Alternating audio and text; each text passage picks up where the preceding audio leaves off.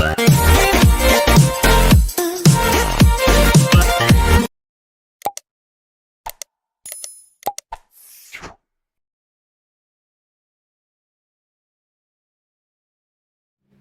everyone, I am Samil Islam. In this video, I am back with another two questions from CSIR NET June 2020 exam. Okay, so ये जो दो सवाल है memory based सवाल मैंने पता किया है कि ये दो सवाल आया था क्वेश्चन में. एग्जैक्ट यही रूप में था या नहीं था वो मुझे नहीं पता, लेकिन ऐसा सवाल पूछा गया था. ठीक है, तो यहाँ पे जो है कि क्वेश्चन जो पूछा गया था वो काउंटर से पूछा गया था और ये डी फ्लिप फ्लॉप यूज़ किया हुआ है काउंटर में. डी फ्लिप फ्लॉप यानी जो no memory device D flip flop होता है. यानी जब आप ज़ीरो दोगे तो आपको, अगर क्लॉक पल्स दे रहे हो, जीरो दोगे तो आउटपुट में जीरो मिलेगा, वन दोगे तो वन मिलेगा. यानी कोई मेमोरी डिवाइस नहीं है ये. ठीक है, यानी आप जो दोगे वही मिलेगा, आर पार फ्लिप फ्लॉप. ओके, सो जो इधर से दोगे वो ही मिलेगा. ठीक है, जब ये कब मिलेगा? जब क्लॉक पल्स दे रहे हो. जब क्लॉक पल्स नहीं दोगे तो क्या मिलेगा? जब क्लॉक पल्स नहीं दोगे तो कुछ मतलब जो प्रीवियस वाला होगा वही मिलेगा. ठीक है, अब देखिए सवाल में पूछा गया, ये कॉमन क्लॉक पल्स दिया हुआ है, ये तीनों पे लगाया गया है. तीन फ्लिप फ्लॉप है, यहाँ पे डी फ्लिप फ्लॉप है. ओके, डी इनपुट पहले में दिया हुआ है 1 और बाकी इसका इनपुट क्या है? इसका इनपुट Q1 है और D3 का इनपुट क्या है? Q2 है. ओके फाइन, तो चलिए देखते हैं, सवाल को करते हैं. Find the output after second falling edge clock pulse. अच्छा, falling edge, second falling edge मतलब क्या है?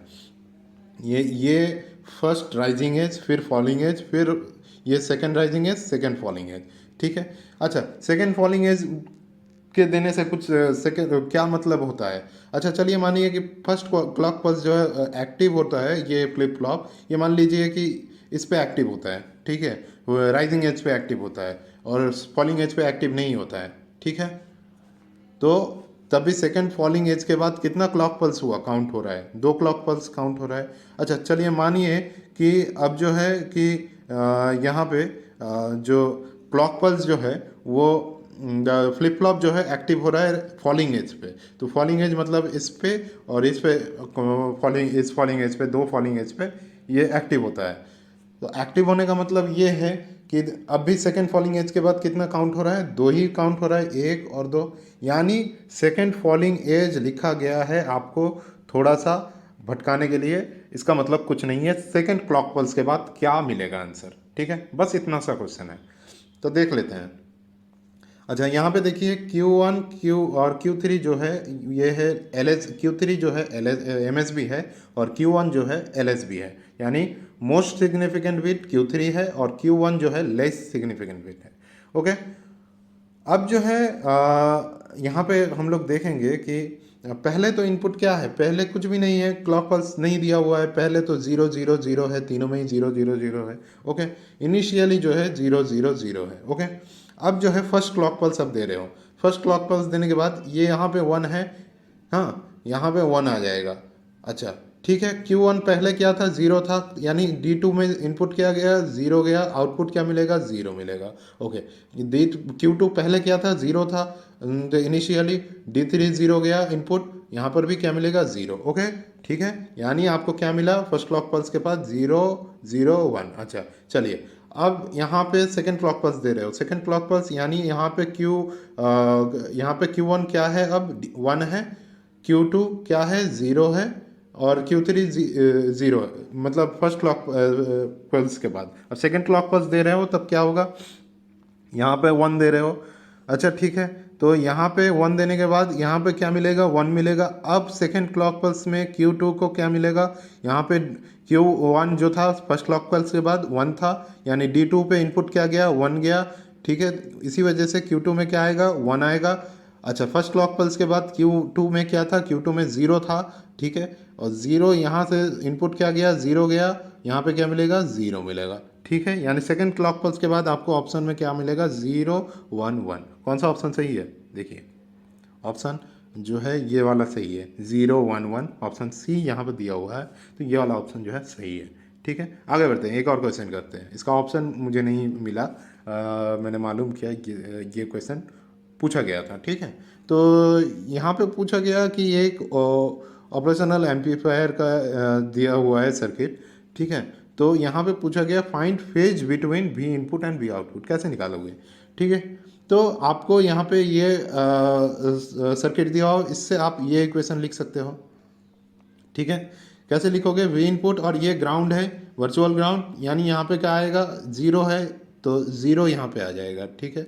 ज़ीरो यहाँ पे आ जाएगा, ज़ीरो, ओके। तो we input minus zero, okay, divided by क्या है, रेजिस्टेंस 2, ओके। अब zero minus we output divided by 4, ये करना जानते हो आप लोग, ठीक है। यानी we output by we input आपको क्या मिलेगा, -2 मिला। अच्छा, यहाँ पे देखिए फेज़ निकालने के लिए क्या करना पड़ता है, फेज़ निकालने के लिए ये तो मिल गया आपको। अच्छा, ये रियल नंबर है, ठीक है, इमेजिनरी नहीं है। यानी मॉड निकालने का फेज़ निकालने के लिए क्या करना पड़ता है, फेज़ निकालने के लिए यहाँ पे देखिए एक एक ग्राफ आप लोग याद रखिए यहाँ पे, ठीक है। मैं आपको बताता हूँ यहाँ पे कि ये कोऑर्डिनेट है। अच्छा, ये पॉजिटिव रियल, ये ज़ीरो वाला है, ये 180 डिग्री, फिर ये 270 यहाँ तक, फिर ये 360 डिग्री तक, यानी 2 पाई, ये पाई और ये ज़ीरो, ठीक है। यहाँ तक सबको क्लियर है। अच्छा, कब ज़ीरो फेज कब होता है, ज़ीरो फेज जब आपको ये चीज़ मिलेगा, पॉजिटिव रियल नंबर मिलेगा, ठीक है, तब ज़ीरो फेज मिलेगा। पॉजिटिव इमेजिनरी नंबर मिलेगा तब ज़ीरो फेज होगा। जब नेगेटिव रियल नंबर है, नेगेटिव है और रियल नंबर है, तब क्या फेज मिलेगा, पाई, ओके। और जब इमेजिनरी और नेगेटिव मिलेगा तब मिलेगा 2 पाई, ओके। तो यहाँ पे क्या है, नेगेटिव और रियल नंबर है, यानी इसका आंसर क्या मिलेगा, phase between we input and we output आपको आंसर में मिलेगा पाई। यहाँ पे आपका ऑप्शन कौन सा सही है, ये तो ऑप्शन मुझे यहाँ पे नहीं मिला, ठीक है, लेकिन आंसर होगा इस क्वेश्चन का पाई, ओके। और भी क्वेश्चन मुझे अगर मिले मेमोरी बेस्ड, अभी तो क्वेश्चन पेपर रिलीज़ नहीं हुआ है, तो जितने भी मेमोरी बेस्ड क्वेश्चन मुझे मिलेंगे उसका मैं कोशिश करूँगा आंसर यहाँ पे आप लोगों के सामने रखने की, ठीक है। वीडियो पसंद आए तो लाइक कीजिए और कमेंट कीजिए आपको आपने कौन सा किया है आंसर। और दूसरी बात यह है कि चैनल सब्सक्राइब अगर नहीं किया है तो चैनल को सब्सक्राइब कीजिए और नोटिफिकेशन बेल आइकन को ज़रूर दबाइए। शुक्रिया, थैंक यू।